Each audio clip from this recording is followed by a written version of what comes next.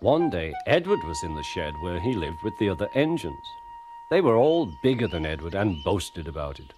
"The driver won't choose you again," said Gordon. "He wants strong engines like us." But the driver and fireman felt sorry for Edward. "Would you like to come out today?" "Oh, yes, please," said Edward.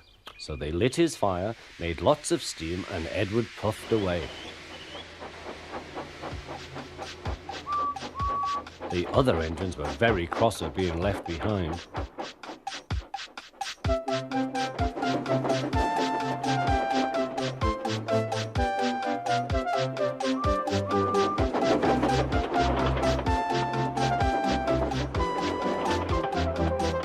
Edward worked hard all day.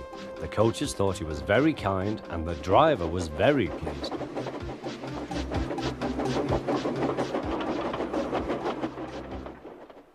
"I'm going out again tomorrow," Edward told the other engines that night. "What do you think of that?" But he didn't hear what they thought, for he was so tired and happy that he fell asleep at once. Next morning, Edward woke up to find nothing had changed. Gordon was still boasting. "You watch me, little Edward, as I rush through with the express. That will be a splendid sight for you. Goodbye, little Edward. Look out for me this afternoon."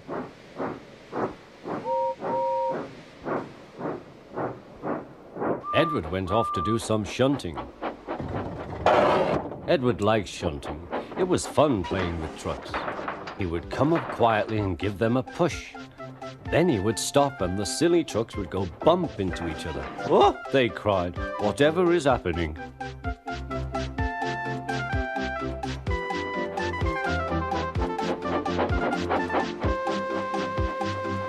Edward played till there were no more trucks.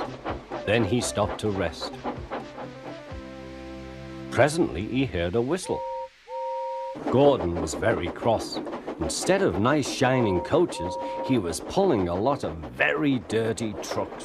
"A goods train, a goods train, a goods train," he grumbled.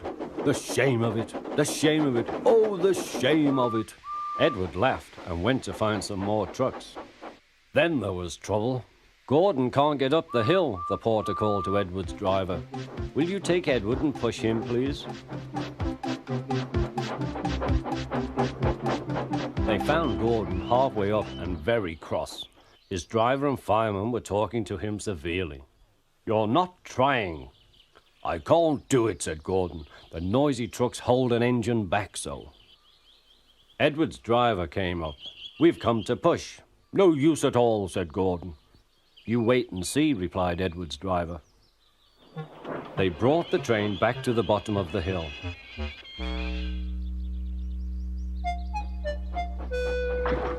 "I'm ready," said Edward. "No good," grumbled Gordon. They pulled and pushed as hard as they could.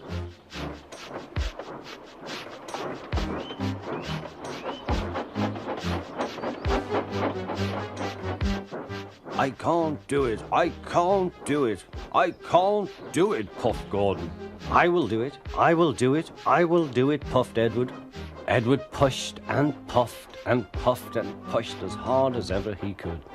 And almost before he realized it, Gordon found himself at the top of the hill. "I've done it, I've done it, I've done it," he said proudly. He forgot all about Edward and didn't wait to say thank you.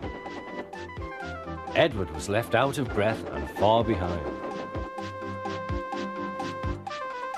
He ran on to the next station, and there he found that the driver and fireman were very pleased with him.